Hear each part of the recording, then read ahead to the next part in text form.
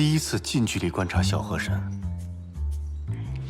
果然气宇轩昂，眉宇间还隐约透露出一股哀伤，是在忧国忧民吗？哎，说事儿。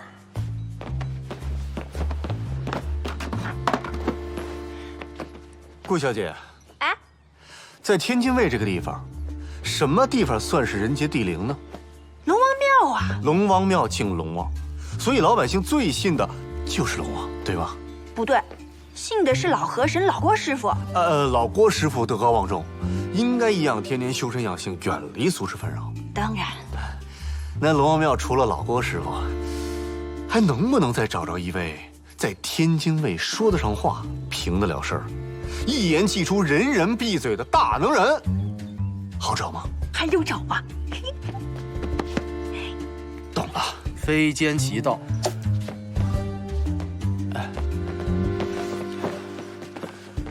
郭兄，我跟你说实话吧，我那个化肥厂现在已经开始生产了，可周围的乡亲们对我那个产业还是有很大的偏见，他们觉得我那生产的是毒水，把土地都烧坏了。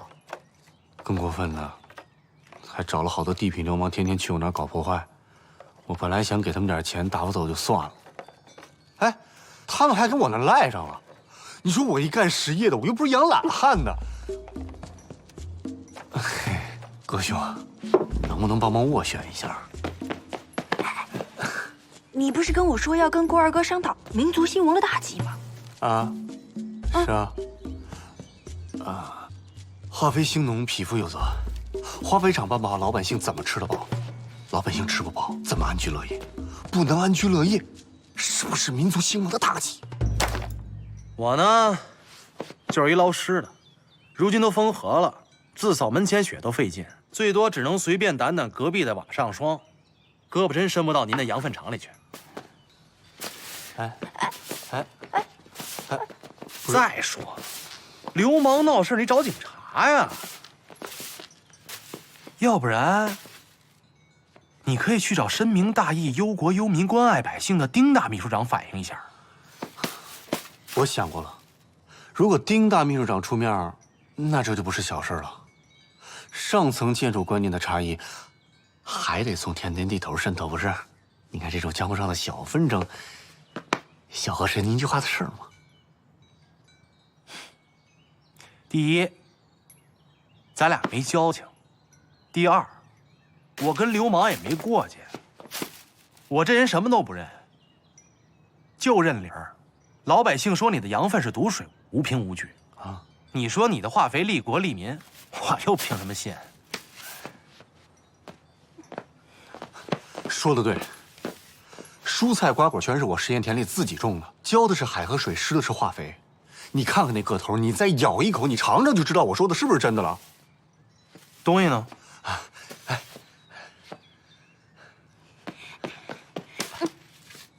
不是这个，那个。我在路上全吃了。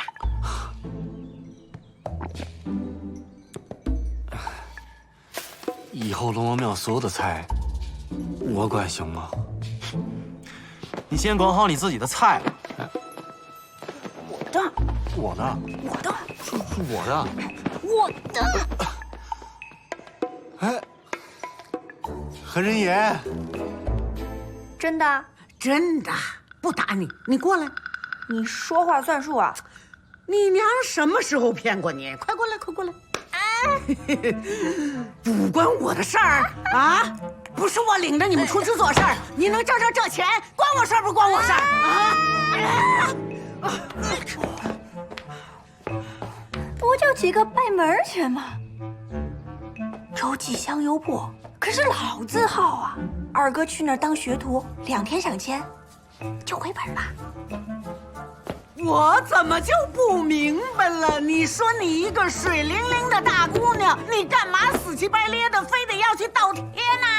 啊！河都封了，老师队没了营生，我不能让郭二哥去喝西北风啊！哎呀呀呀呀呀呀呀呀呀呀！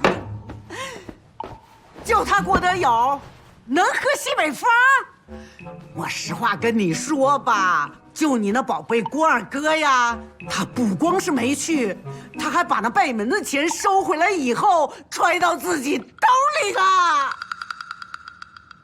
真的？当然，做的对呀。超凡绝伦的人中龙凤，怎么能去干那磨豆子打香油的事呢？啊，娘！行，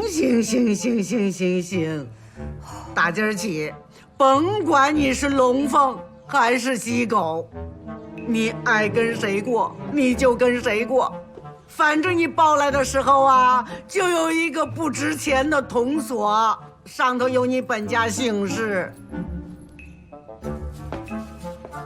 你姓顾，我张某某啊，管不着。您是我亲娘。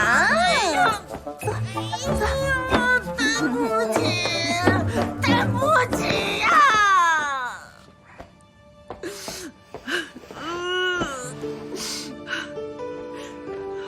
娘，要说二哥也是您看着长大的，我要是嫁到山西两广什么的，您后半辈子谁来孝敬你啊？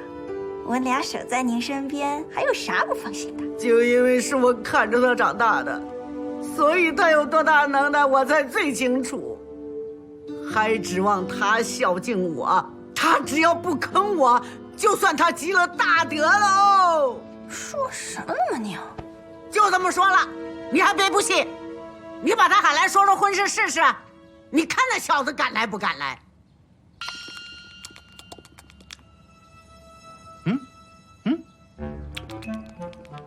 你没跟他说这是什么饭呐？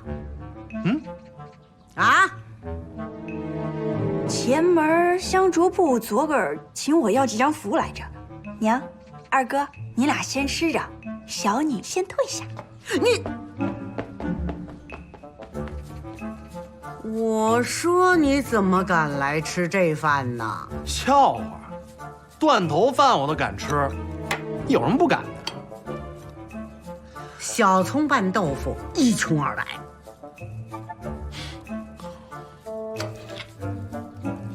白水煮螃蟹盖，那是油盐不进是吧？没错，但架不住它硬啊。矬子里头拔将军，你就将就着了。没辙，谁让您闺女喜欢呢？这葱爆猪舌，就是油嘴滑舌了；这凉拌猪皮冻，就是没皮没脸呗。今天我把话给你撂这儿，新房必须2进院，金镯子、金耳坠、金戒指，那是一样不能少。新婚当天，登迎楼20桌，没得商量。我多问你一句，您这是讹哪家公子呢？要是能称上公子，那就主贵喽。我们家顾影但凡有点脑子，瞧上别人，今儿个犯不着我在这儿跟你谈呢。我什么时候说成亲了？郭大友，你都耽误我们家顾影这么些年了，你今天油嘴滑舌，说不娶就不娶了？你说这话我就不爱听了。什么叫耽误啊？我娶小影那是早晚的事儿，但是您现在这么一说，我倒是较上劲了。行，这么说，你想反悔啊？我什么时候成亲，难不成还您说了算啊？哎，今儿个就让你瞧瞧，我说了算不算？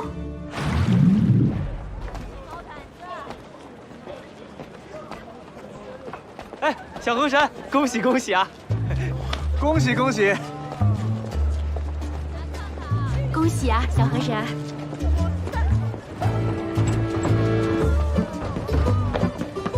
贵呀，家里得留块薄砖，藏点烟酒钱，但别埋太深啊，就在面上，这叫灯下黑。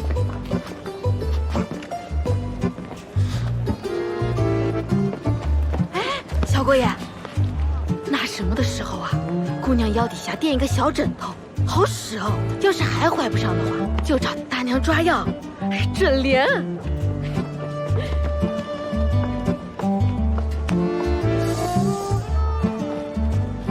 能耐呀，可以啊，这么大的一个事儿，闷声不吭，兄弟也不言语，像话吗？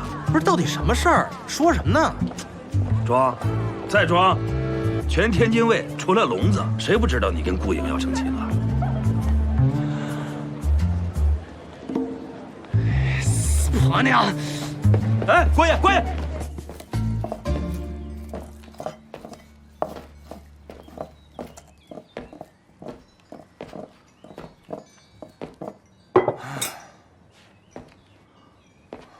这茶，你是拿热水沏的，还是用你倒的苦水沏的？给您泡杯茶，您就喝着，免得我火气太大，了着您。这俗话说，做人留一线，日后好相见。这张生婆倒好，明摆着逼老鼠种田，赶鸭子上架，我又没说不结婚，非闹得天津卫人尽皆知。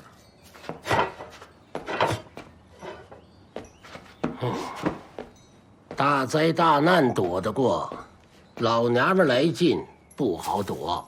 趁人家还不嫌弃，该结就结了吧。师傅，我还以为这龙王庙是唯一能让我耳根子清净的地儿，怎么连您也这么说啊？什么方配什么药，那都是天定的，改不了。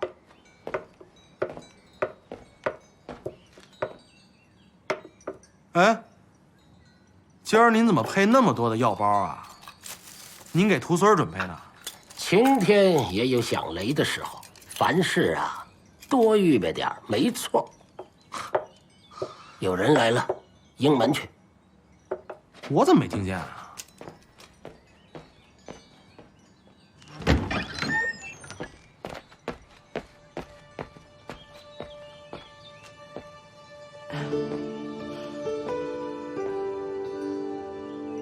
王小姐，你怎么来了呀？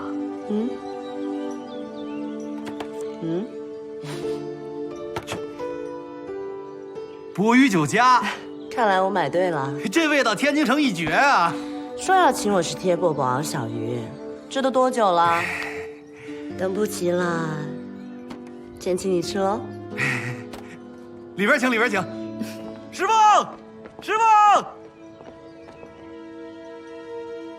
师傅，师傅，也不知道去哪儿了，摆桌的功夫就没影了。得，忒没口福，咱们吃。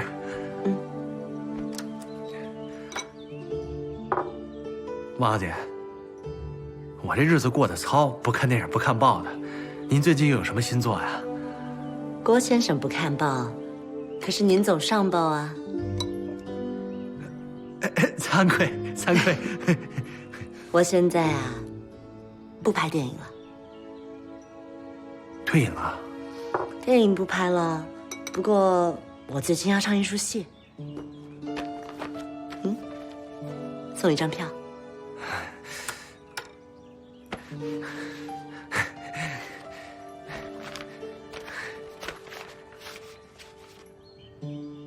哟，这是喜千连理鸳鸯成双的好戏啊！必须看，必须看。也不知道这唱新郎官的是哪个角啊？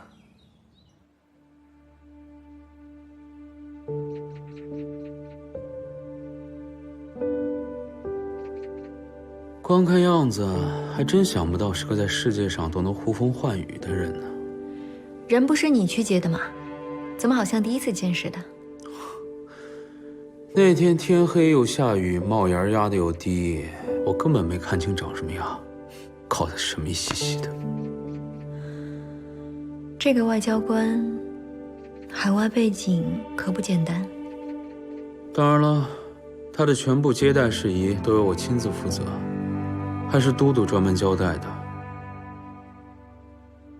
搞这么大阵仗，就为了结婚？不然呢？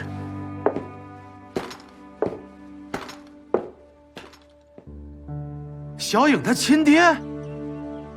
我也只是猜测，还没有定论。有什么证据啊？21年前，微良还在天津的时候，有个女儿。刚出生就被拐走了，一直没有找着。小影今年21岁，可那个时候蘑菇道满天津城的罗小孩，丢孩子人家海了去了。可顾小姐，她为什么姓顾？她为什么姓顾？因为她娘姓张。这次来，除了送请柬，也是想请您帮个忙，打探，顾小姐，她是不是有什么生日政务？如果真是离散骨肉，那能重新团聚也是好事啊。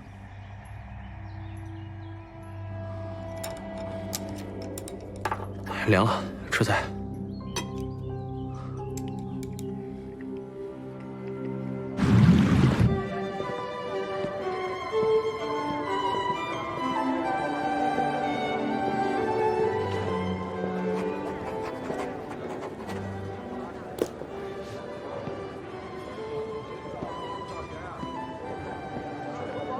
这婚还能这么结，太洋气了。有这么个事儿啊？我呢，就随口提一句，你呢，反正就随便提。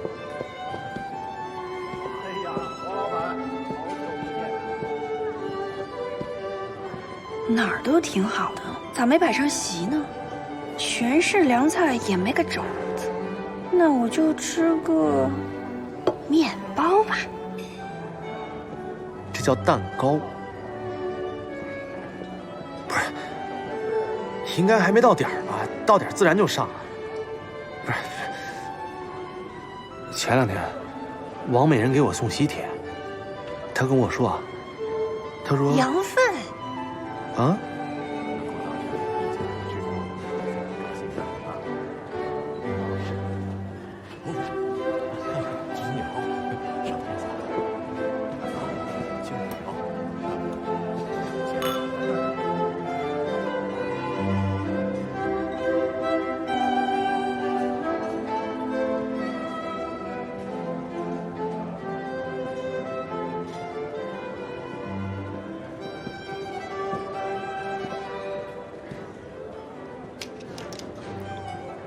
福斯港3季，应该有3幅，这是其中1幅。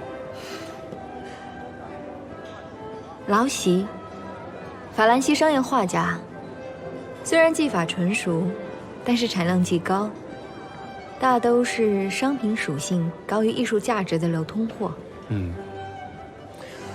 他的情人据说是一位著名女演员，和今天的新郎官一样。你也认识顾微良？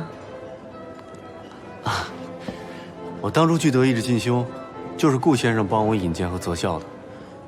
当时我就觉得这个人，气宇轩昂，玉树临风，眉宇之中透露出的气质，绝非泛泛之辈。果然，再见面，人家已是大外交官了，还娶了大明星。再看看我，一事无成。时间就是机会，你还年轻。我看今天来了不少有身份的显贵。不如让顾外交官给你引荐一下，或许对你的化肥事业有帮助。人靠衣装，马靠鞍，这老头捯饬起来还挺精神的。不过王美人也不至于能看上他吧，都能当爹了。爹？可不是爹吗？哎，你姓顾。他也姓顾，要不然你上去攀攀，有可能他真是你亲爹呢。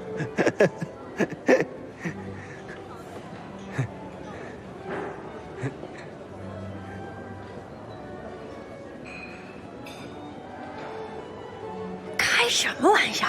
我哪有那个福气啊？要他当我爹，那王美人就是占谁便宜呢？不行。天津市市长白继文先生礼金600大洋。天津司令部总司令武作南先生礼金800大洋。恭喜恭喜恭喜！顾先生，薄礼一份，聊表心意啊。这是书法大家于右任先生的亲笔题字儿。龙凤呈祥。您笑纳。白市长客气了。这字儿要挂在我人中龙凤二哥的婚房里，最合适不过。错，是超凡绝伦的人中龙凤。对对对，白底儿黑字儿，大喜的日子不吉利。收了，收了，收了，收了。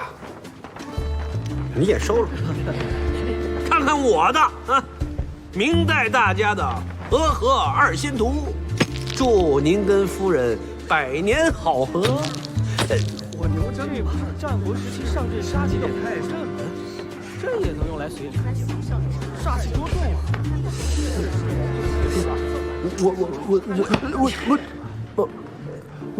啊！顾先生，武司令这是希望您和王小姐把日子过得红红火火，官运亨通，牛气冲天啊！恭喜恭喜！司令有心了。哎，这人够机灵的，吃铁丝拉罩里，真够能编的。两位，这边请。顾外教官请。武司令请。顾外教官。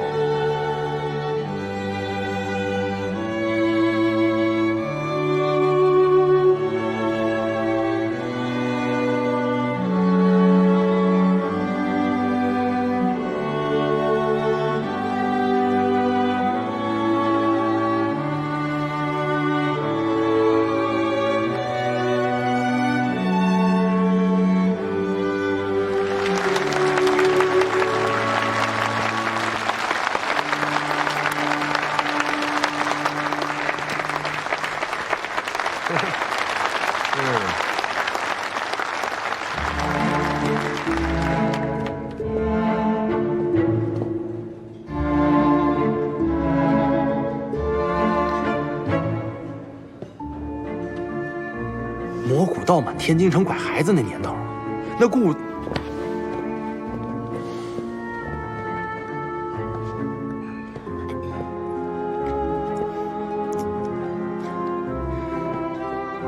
外交官正好在天津，你猜怎么着？他刚落生没多久，他女儿就不见了。你说巧不巧？然后就。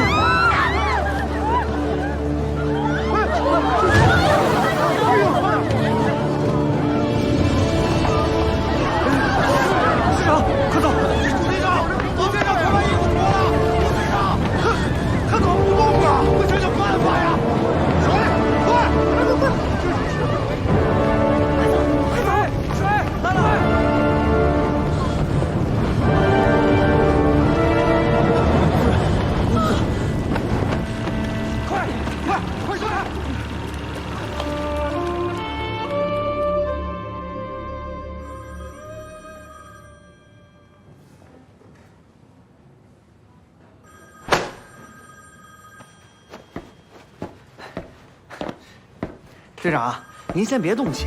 虽然死的是外交官，是个大案，但是您想，如果这个案子要是您给破了，那不也算是大功吗？一群不要紧的废物点心，都撒出去给我擦！都已经出去了，这警局都空了。哎，干嘛呢？干嘛呢？这是？哎，顾队长，听说您这儿缺人手，都督专门安排我来给您搭把手。咱俩搭帮结伙，把外交官这案子给办了，这不离得近吗？有商有量。这曾副队长这是临危受命啊，辛苦了。哎呀，天津卫最近是乱成一锅粥，警局是连狗都不够使了。瞧您说的，好像我是狗似的。瞧我这嘴也没个这来。我是说啊，前2天警犬发电，跟人抢骨头，那抢来的骨头有那么好啃吗？结果怎么着？噎死了。哎呦，这可惜了了。不过这少一张嘴，您副队长不就多口饭吗？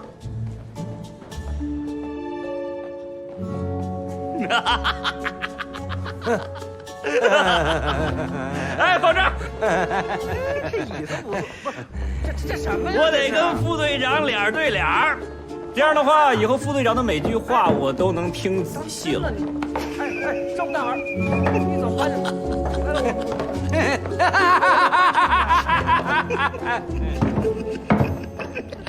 擦什么？我刚擦过。哎，住手！这队长，这他们太过分了。我这牌子呢，关着。头茬卖没熟，甭想割二茬。这老大还没怎么着呢，他过来就想把事儿办了，这也不符合规矩呀，你说是不是？那这么着吧，啊，这老大的婚事啊就不烦劳你了。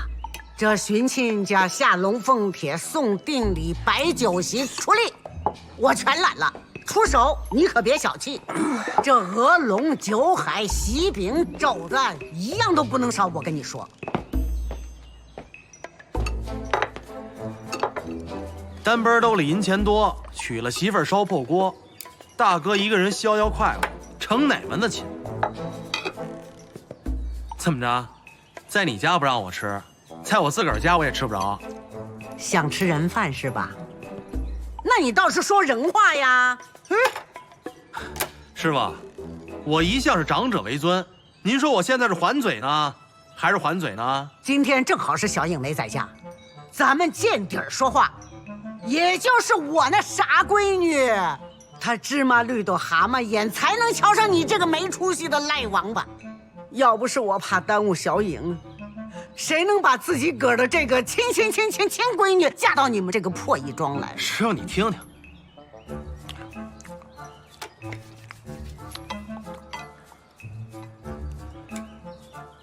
得，那个，你把小影的生辰八字拿过来呗。哟，你还怕他克你呀？那结婚是终身大事儿，必须按规矩。咱不得要个生辰八字，掐个良辰吉日，定喜帖啊？那你是真不知道还是假不知道啊？你和小影都是你师傅抱回来的，小影没有你有啊？师傅，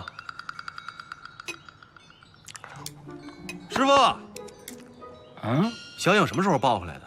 年头多了，记不住了。那算八字是要生辰的，你光记住了什么时候抱回来有什么用啊？往后我俩睡一张炕，可不得互相了解。你们俩光屁股长这么大，你还想了解他什么？就算是一辈子的交情，也未必知道他肚子里想什么。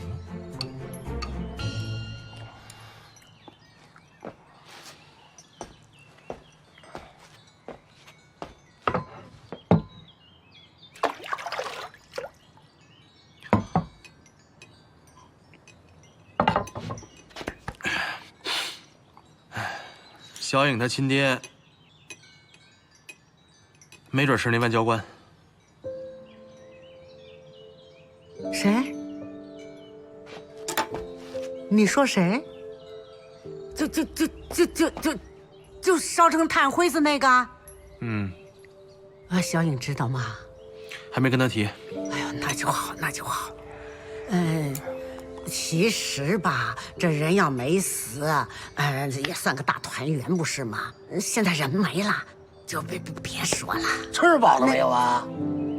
吃，你就知道吃，你光进不出，你不憋得慌啊？啊？哎，吃好了哈，那这鸡呀，我就给小影端回去。人生一世，图个平乐。甭添堵。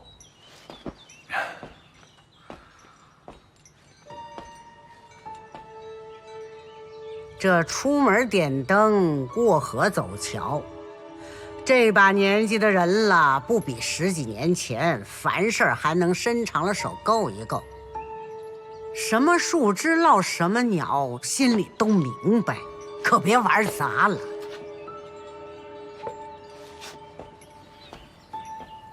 师傅，这老神婆说什么呢？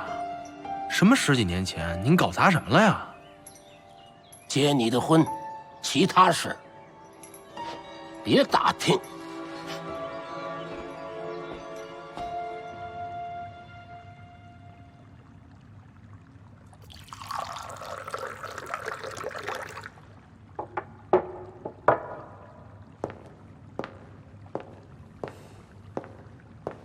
丁秘书长，谢谢。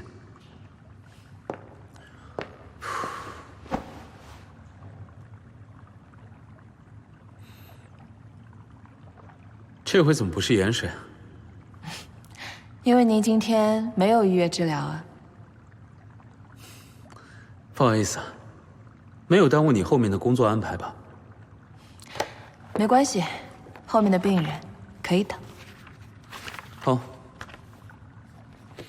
那我长话短说，你之前说银铃峰可以聚焦记忆中的细节，所以我想……您不会是觉得银铃峰可以用来查案吧？怎么，龙族人还有未卜先知的能力？丁秘书长，如果您要查案的话，应该去警局会比较稳妥吧？我这里是治病的地方。我就是来治病的，案子破不了，就是我的心病。崔疯子一案能帮上忙，真的是无心之举。好，我也就是随口说说，别放在心上。打扰了。我的意思是，这里是治病的地方，所以我只能工作。但在别处，也许可以聊些工作以外的事情。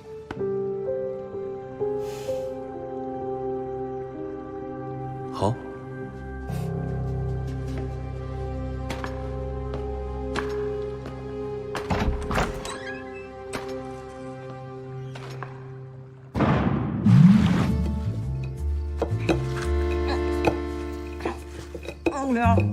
你说，肯肯也不见人影，肯定是去查案。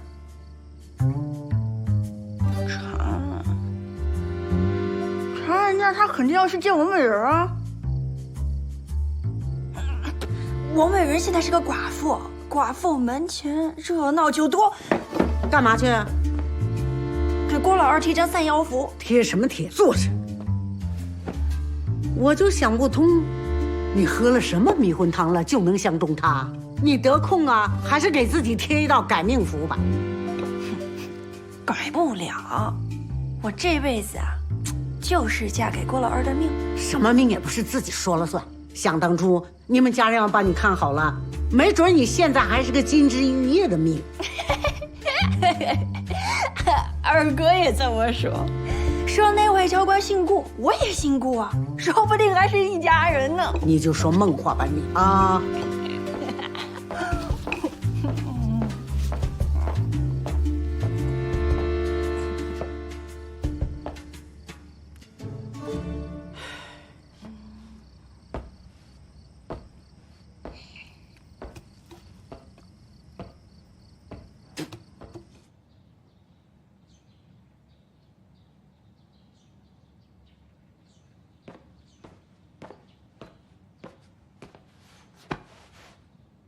第一次正式见丁秘书长，我发现丁秘书长果然是气宇轩昂，玉树临风，眉眼间隐隐能不能换点新词儿？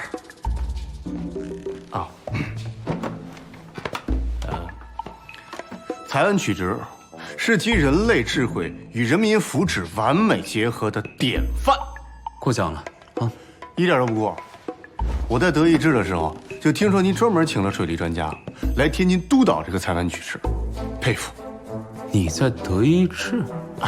惭愧，我是柏林工业大学学工业化学的。这次回国呢，主要是想把欧罗巴的化学工业整个带回天津，也算是效仿丁秘书长的做法。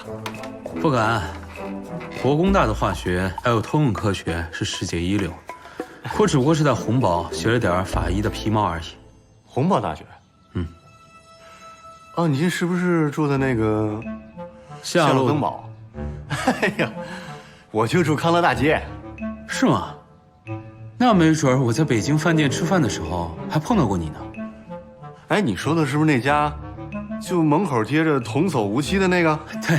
哎呦，我告诉你，那家现在关门了，现在是个理发店。早就该关门了，是吧？每次结账都多算钱，还说什么4舍5入。可不是，我跟你说，我跟他们急过眼。哦，怎么跟我说的？你是童啊还是叟啊？行不行？你是童啊还是叟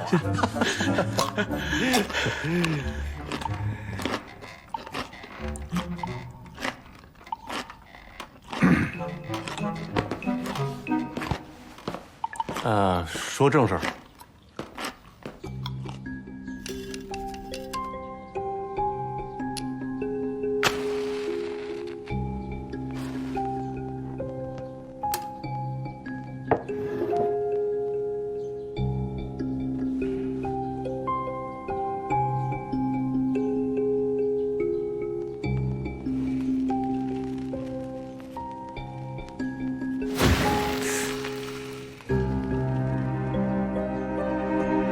跟现场遗留的粉末痕迹一致，郭维良确实死于磷粉自燃。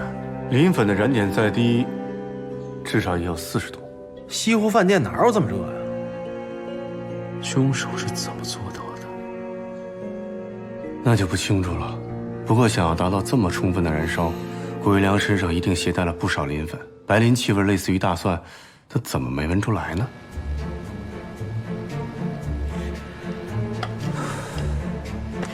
快点，快，要点紧！撑住了！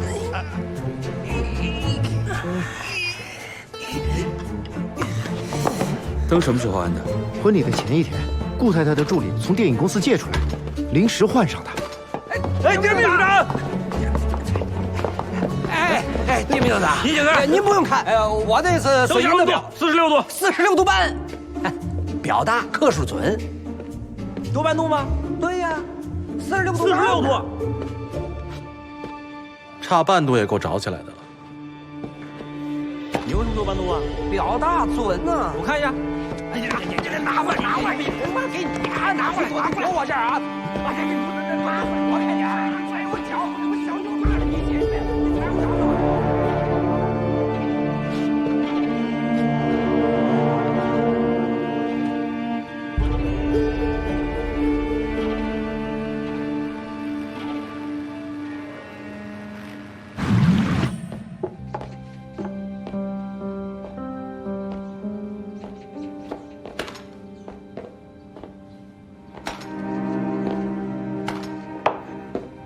这是微量的过敏药。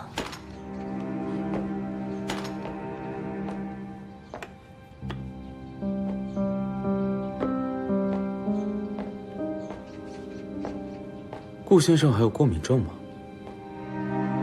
微良的老毛病。婚礼前几日，过敏症犯得厉害，他专程拜访了一位据说是天津最懂药的大夫，求了一味偏方来，每天都要涂掉这么1瓶。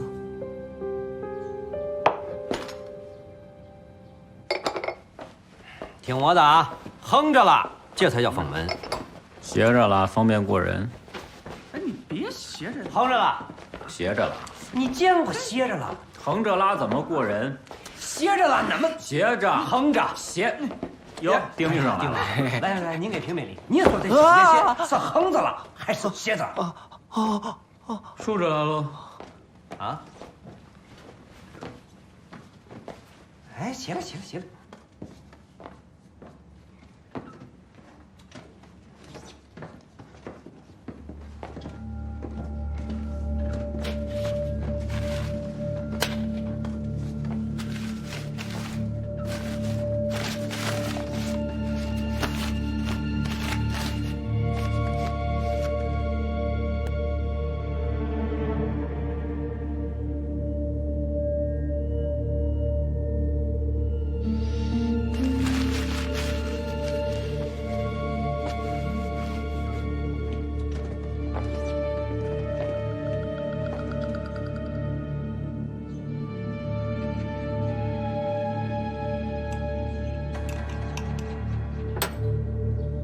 这药膏啊，有问题。这什么问题？哎，我就是一羊粪，我不懂这个。您是干实业的化学家，又不是养懒汉的混子，怎么可能不懂呢？我们这样的呀，自扫门前雪都费劲，最多掸掸隔壁家的瓦上霜。哥呀，真伸不进您和珅的案子里。但顾外交官的生死关乎民族兴亡，难道不是匹夫有责吗？哎，民族大计正好啊，您找关爱百姓、深得民心的丁秘书长啊，我呀，就算了吧。哎，君瑶哥，这上层建筑的案子，可不得从田间地头查起吗？别的我不认，我就认个理儿。外交官王子婚礼于您这就是大案要案，可我这化学厂都停工停产了，就是鸡毛蒜皮。哎，这事儿简单啊，那地痞头子老史跟我师傅是10几年的牌搭子，跟他说明天码头集市，小和珅跟他叙旧。你记得上次我在这烧什么了吗？磷？对，这个药膏含磷量极高，磷析出之后，全部囤积在皮肤表面，再被高温灯点燃。这杀人嘛，投个毒、捅个刀、开个枪什么的，多直接啊！整这么迂回干嘛呀？问凶手去啊！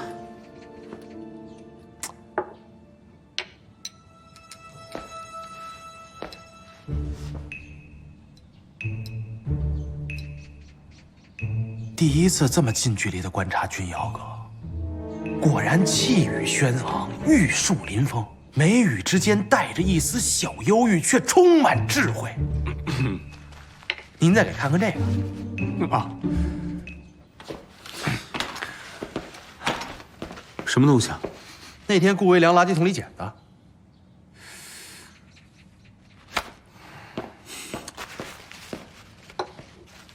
那你为什么不早说？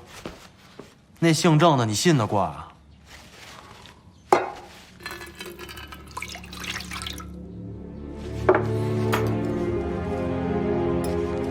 不自信，小孩把戏。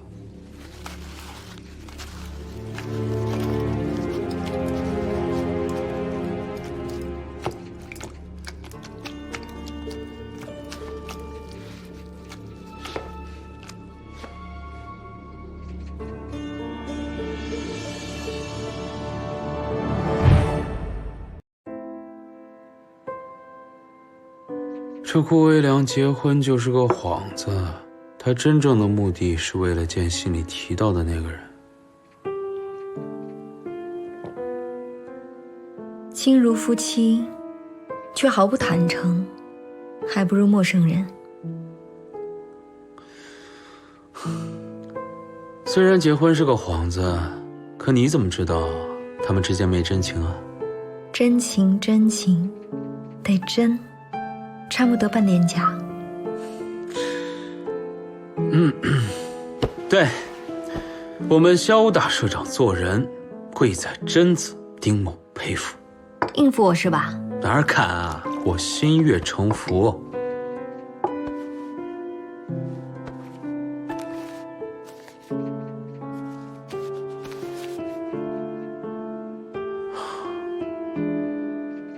哦，对了，我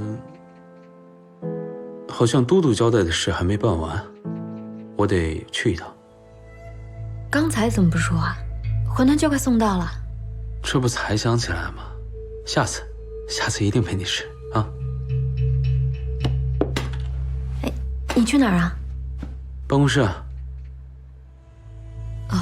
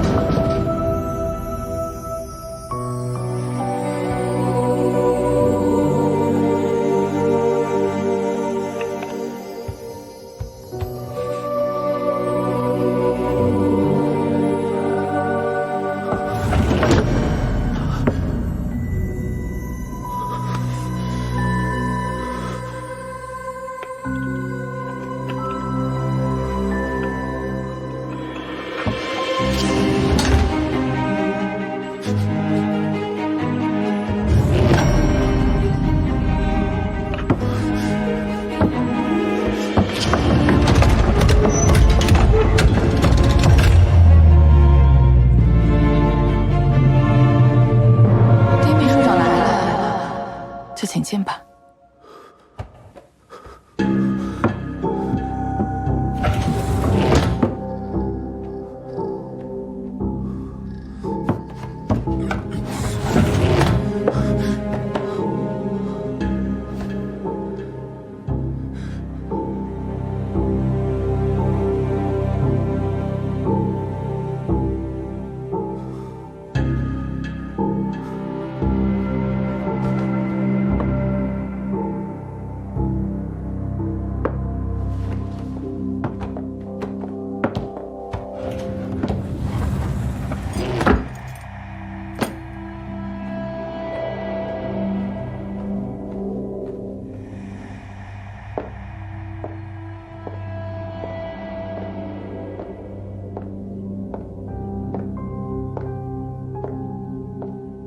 我刚才看到的是什么？银灵风可以制造幻觉是吗？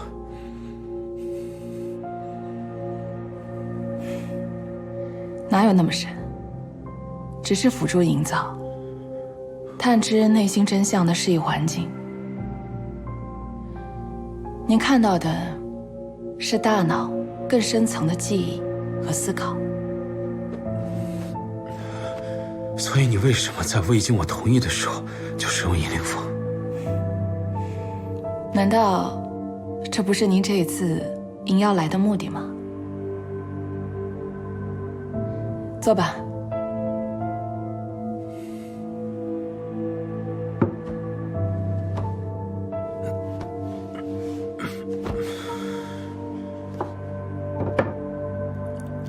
您被困在了某种定式当中。对啊，现在所有的线索就像是一个死循环，怎么都绕不出来。要不这样，你再对我使用一次银灵风，看有没有什么细节是遗漏的。无论重复多少次，结果都是一样的。如果刚才没能帮您找到打破循环的线索，或许这个线索根本还没有出现。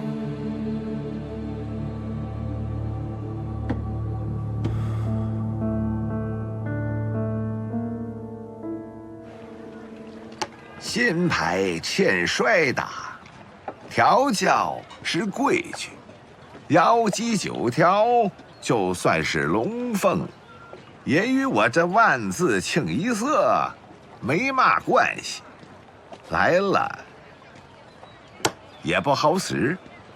等等，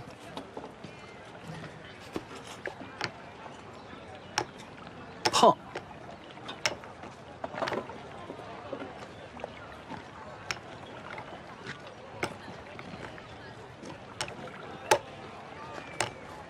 五魁，呼了！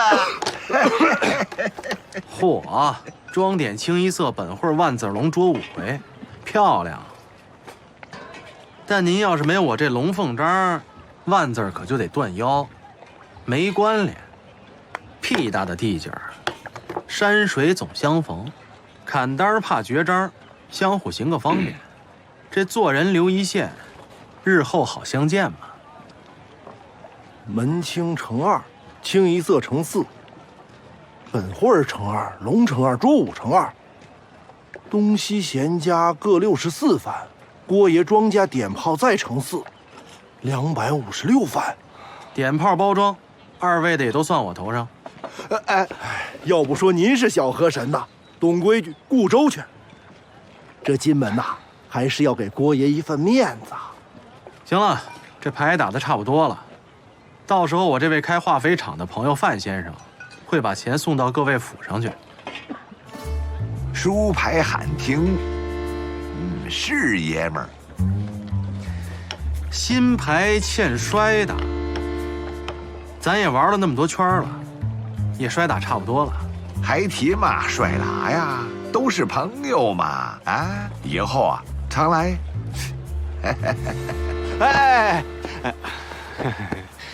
先别走啊！啊，玩人半天牌，输那么多钱，我的化肥厂的事怎么一句都不提呢？行，师爷，6月说饭局来不了了，火烧外交官那案子破了，他得蹲局里值班。这凶手抓着了，抓着了，都关进牢里了。戏子杀亲夫，凶手是那大明星王美人。嘿，这戏呀，好看了。嘿嘿。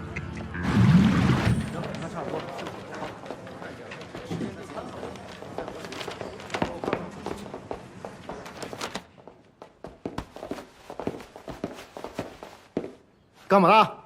这是你坐的地儿吗？成儿，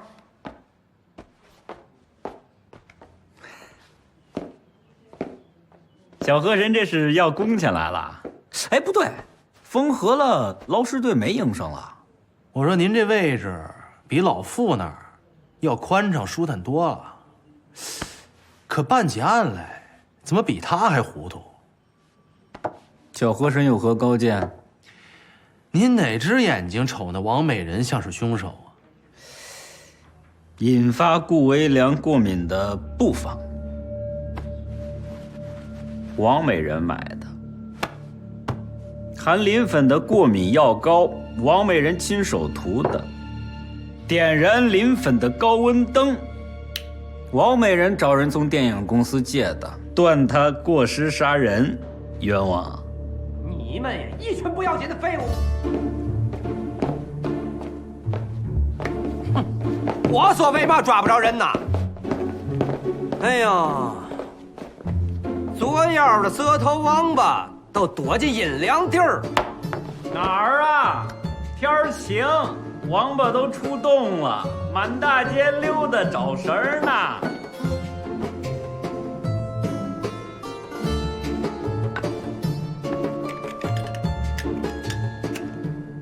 嗯，哦，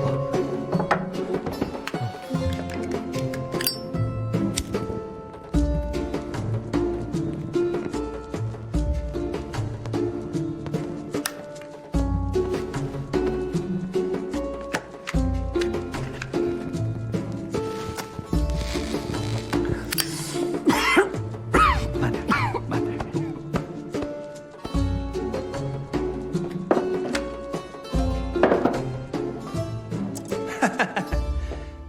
我呀，就是那有水的王八，瞅这案子新鲜，想见见人。人都已经招了，那不得见了才作数吗？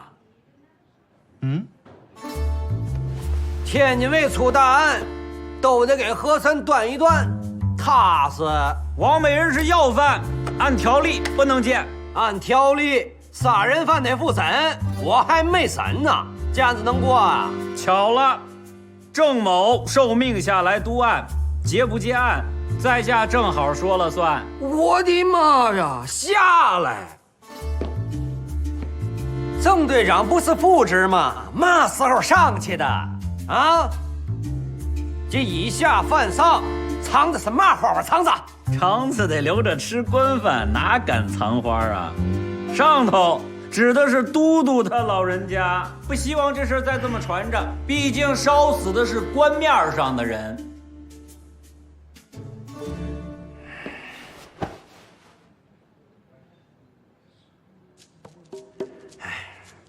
点子脱翅子顶锣，坚定手擀面，线上炸老何，得散渣儿。告他了，这儿能不散吗？您二位聊什么呢？吃食。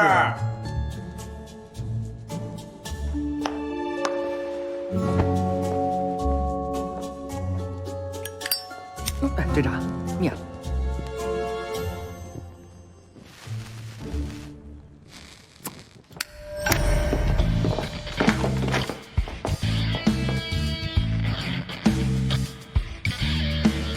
给牛头马面扛2天起，就不认是真阎王啊！滚！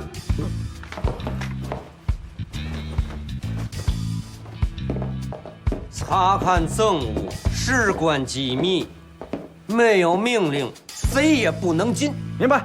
是。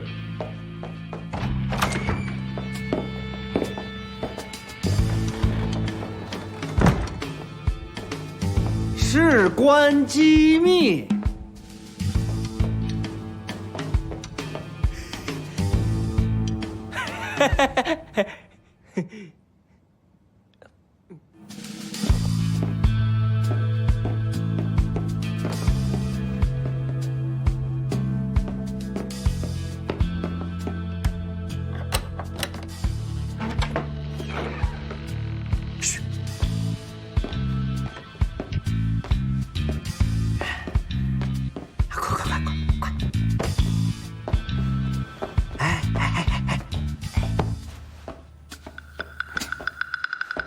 你怎么跟来了呀？开什么玩笑？真把我当梯子了？梯子可比你听话多了。行，那我出去了啊。仙姑，我现在头有点晕，这窗户是下不去了。走门。哎，别压了。什么都别碰。那碰你行不行？碰你行不行？就碰你，就碰你。哎呀，二位，咱来这干嘛来了？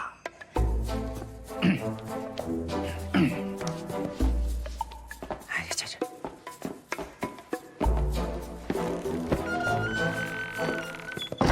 副队长，最近过得好不？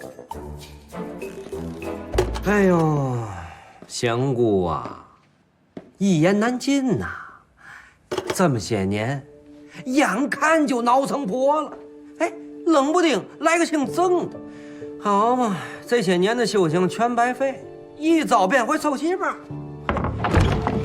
早知今日，当年就应该跟我表哥做南北买卖，倒腾批货去。你表哥发财了？发大财了！哎呦，不过听说最近过得也不太顺序。那个我，这个副队长他在你这个你什么？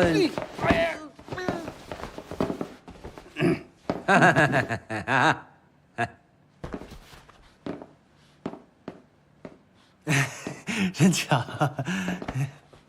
白姐，咋跟这碰牌了？刘道子也不懂嫖啊。兄弟，怎么在这儿见面了呢？上来也不言语一声，的意思。哎，谢谢仙姑，我能听懂。对喽，郑某就是先前不懂，为了搞明白二位的黑话，着实下了一番功夫。点子托赤子顶锣，见丁手擀面，意思是敌人拿大官压着，想见人没戏。线上扎老何，得散渣儿。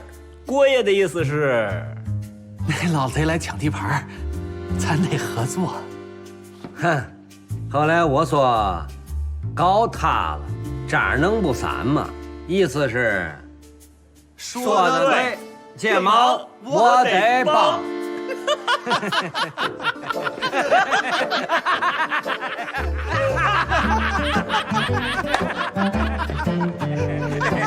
我是那个敌人，也是老贼。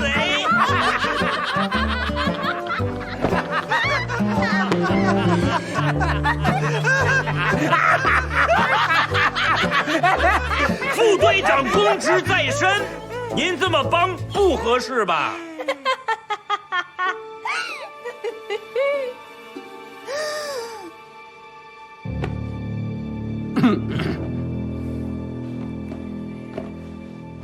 曾副队长那么问，是真拿傅某当副队长啊？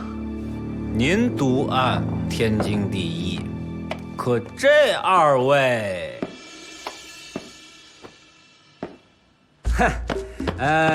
曾副队长啊，刚来不久，天津地面上的事儿懂得少。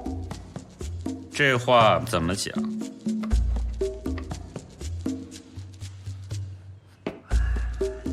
酒河下哨，鱼龙混杂，他邪乎啊！自古官帽镇的就是魑魅魍魉，那也得先辨得出谁是魑魅，谁是魍魉啊。三教九流，绕着关走，牛鬼蛇神，您认得哪一路？认的又有啥用？哎，和珅神婆不是白叫的啊！哪天夜路走丢了，还得仰仗他们呢。结案了，谁也不用仰仗。哼，没报给我的男子，能说结了？顾维良身份特殊，关乎国家安危。南京危机引发恐慌，关乎百姓安危。都督的官帽也镇不住这邪乎了。都督的命令啊，那得办呐！你能不早说呢？爽妹儿，进来。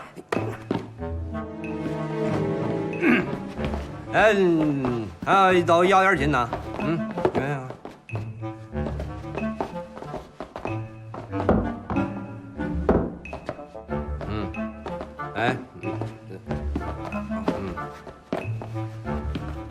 政务都拿走了，还不收队啊？收，您先请。呸！白忙活。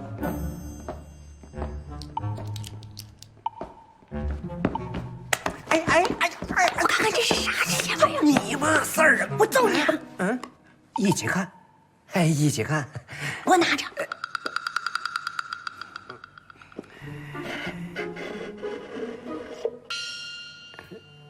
嘛没有？你拿着。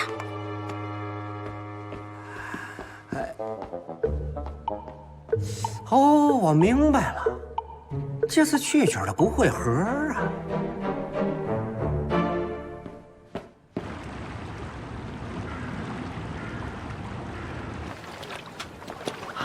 来，小心。哎，来，给我。下潜9米，操作30分钟。如果按这个效率的话，我们很快就能拿到27所要的数据了。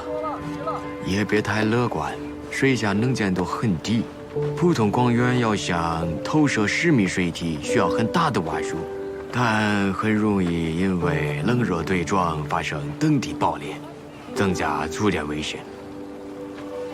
我听说有一种化学气体可以发出低温冷光，但化学不懂。如果需要的话，我可以帮你联系德意志那边的专家。我代表天津百姓，感谢您对台湾曲直的支持。要感谢现代科技对你的支持。科技改变了人类生存的维度，我们从来没像现在这样走这么快，飞这么高，潜这么深。人类的生存空间已经越来越广阔了。对啊，我们中华需要更多的科技啊！干柿子包裹，把剑起好了。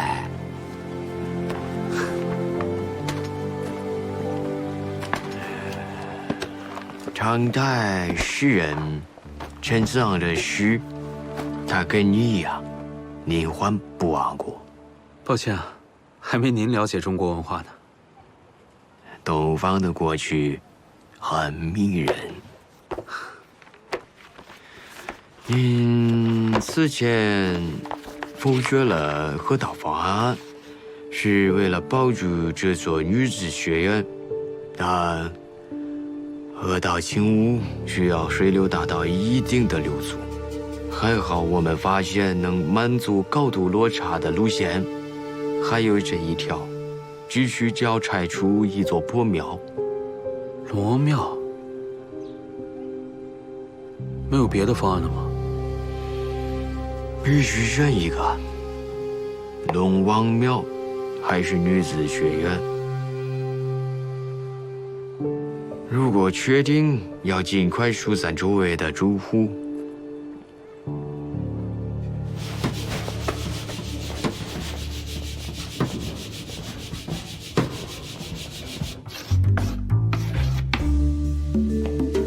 1898年，英国化学家拉姆塞和特勒佛斯从液化空气中分离出一种气体，用放电管激发出一种极其绚丽的蓝色强光，取名氙。这种气体释放出的是冷光源，温度较低，所以氙也被称作 Xenanim， 意思就是陌生人。跟你不熟吗？哦，没必要那么热情啊。所以，氙灯做一些简单的断电处理，放在水下，即使整个灯体爆开，也会马上短路，不会触电。所以说很安全，绝对安全。好，如果不出意外的话，今天就会有技术人员来跟你对接，还会带着顾问费。丁秘书长。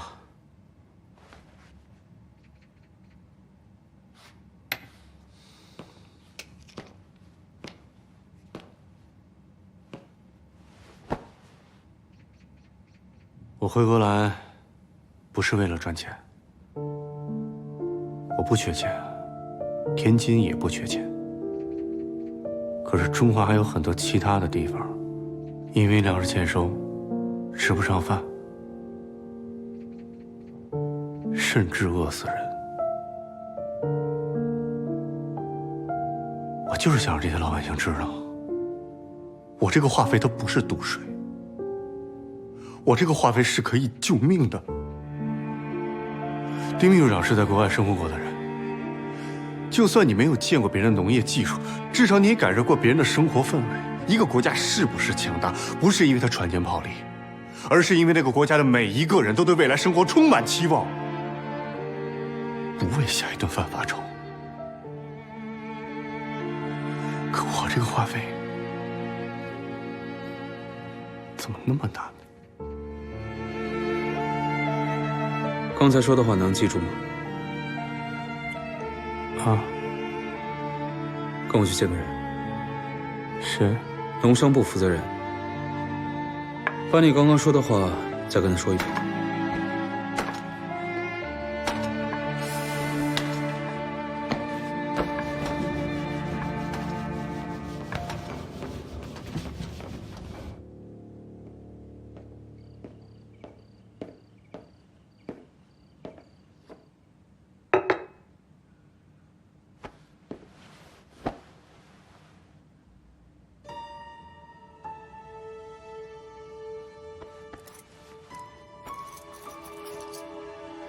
少爷，啊，这房子已经找到了，可是不知道郭爷愿不愿意搬呢？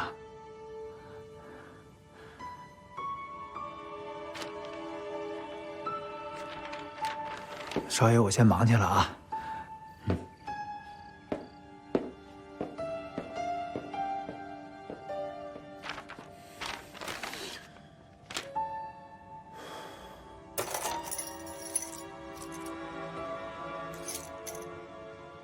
你这脚脖子上成天挂一破锁干嘛呀？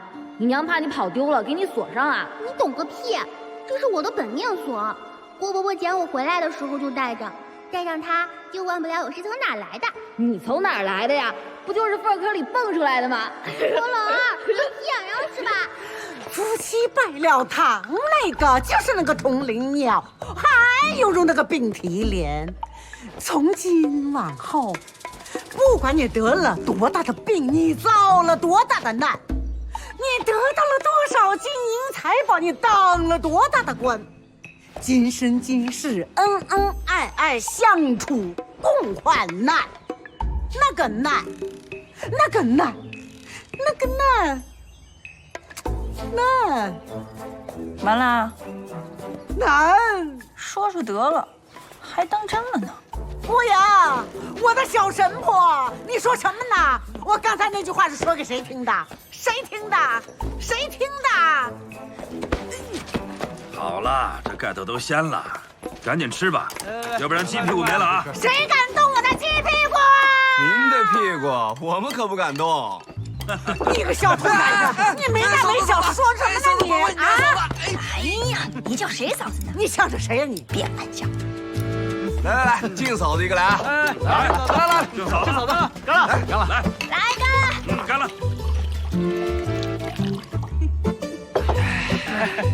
好酒。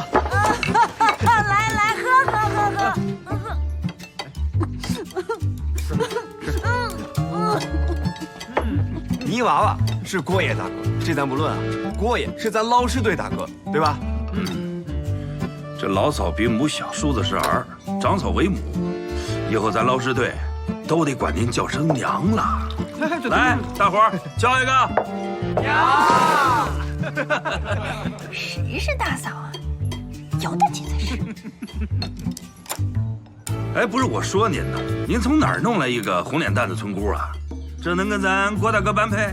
明年是不是还得拴个大胖小子回来，再办个满月酒啊？哎，牛哥，这你就没整明白啊？这叫什么？这叫做戏做全套。泥娃娃大哥结婚挣份份子钱，郭爷再结再挣份聘礼钱，这叫算盘打得叮当直响啊！小兔崽子，不让你跑！郭老，吃饭了。吃饭别管郭爷了，这男人结婚前呐，一般都得焦虑一阵子。我记屁股，记屁股。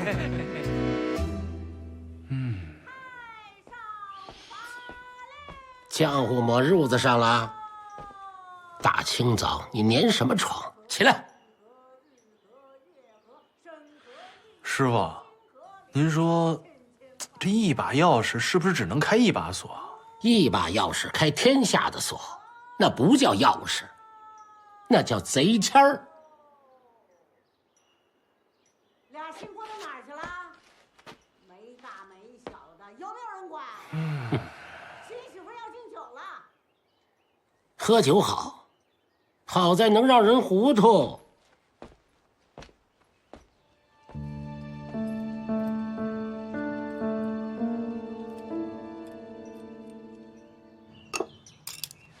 一帮懒货，吃完喝完，抹嘴撂爪就走，还得我收拾。行了，放到我收拾吧。这师哥结婚，师弟不出力，不像话。哟，懂事儿。这婚呐，他自个儿结，都替他包办，不如拜堂也找个人替了得了。我求之不得呢，除了洞房，我都想别人替我来。师傅，卖花嘴呢？这是给您带的，糕点，我知道不能说点心，还有瓶白兰地，这是西方皇室才喝的。兔子养一窝，总有一个孝顺的。哼，我呀收桌子，您就逗兔子。我都说了，别收拾了，一会儿我收拾。哎呀，酒呢是孝敬师傅的，这个送你的。这什么呀？这不结婚了吗？龙王庙又破又旧的，怎么能当新房呢？送你一套西式公寓，抽水马桶、电灯、电话一应俱全，还有佣人每天给你们收拾房间。师傅，你顾影只管乔迁新居，车马人少算我头上。别客气，一家人不说两家话。不是，你这是让我们搬走啊？师傅年纪大了，龙王庙有饭朝，搬个店儿，腿立马就好了。丁王，哎，这么多钥匙，这房子得有多少门呢？就一扇门，那都是备用钥匙。那么多钥匙开一把锁，这哪还是钥匙？这是贼签儿。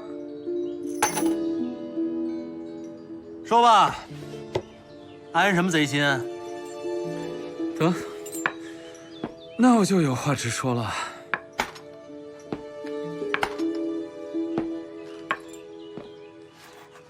师傅，这台湾取直，河道改流，恐怕龙王庙保不住了。什么？如果河道不走龙王庙，就得淹启智女子学院，那里边住着几百个女学生呢。再说，那学校不也是古建筑吗？笑话！自打有天津卫，就有我们龙王庙。论古，你古得过这儿吗？这说到底就是个义庄，庙都快塌了，也没香火。要不这样，你和师傅要是非得住庙里，咱就把这一砖一瓦都标记好了，搬走，找个地儿咱再给砌上。啊，门口那佛头我也给你拉走。所以在你眼里，咱这龙王庙就是破砖烂瓦和一个佛头。那你还想怎么着啊？啊，裁湾取直，造福百姓，这事儿你懂？怎么涉及到个人利益的时候就这么小民意识呢？我小民了怎么着？烦请你丁大秘书长一步，啊，别到时候跟这小破庙大梁砸下来，把你砸出个好歹来。大水要冲龙王庙，一家人不认得一家人喽。是个，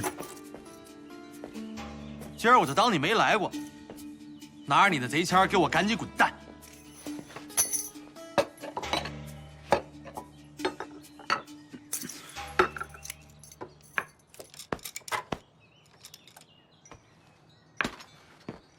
把你那洋皇帝喝的洋尿一块带走，不喝就倒了吧。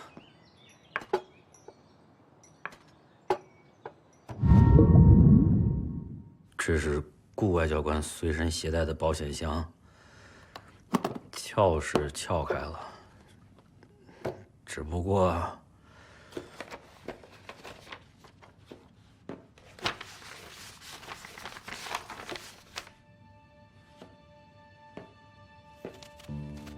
一个字儿都没有。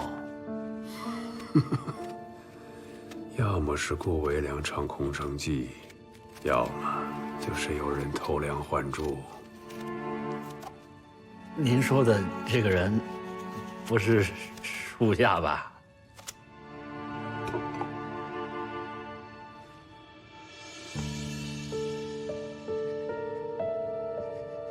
紧张什么？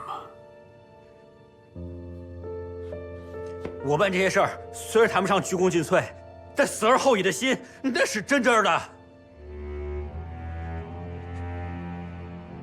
寰宇自有日月，良辰自在君心。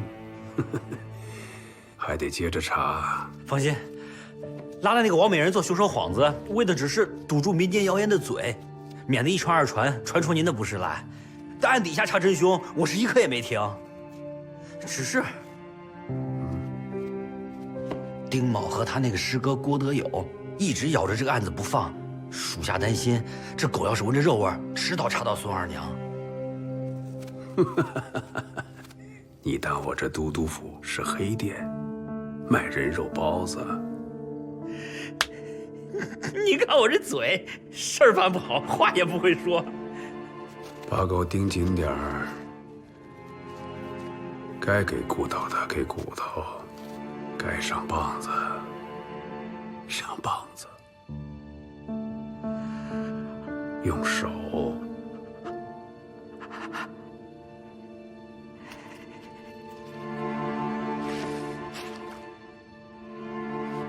钱。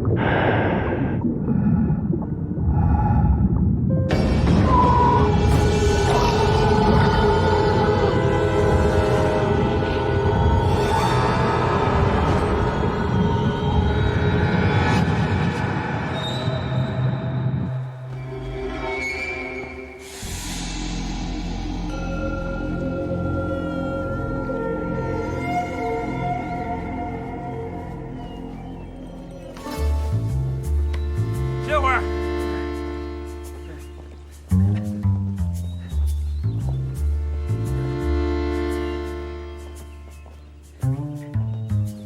装什么洋钱呢？啊，穿的跟泡发的飘子似的，是吧？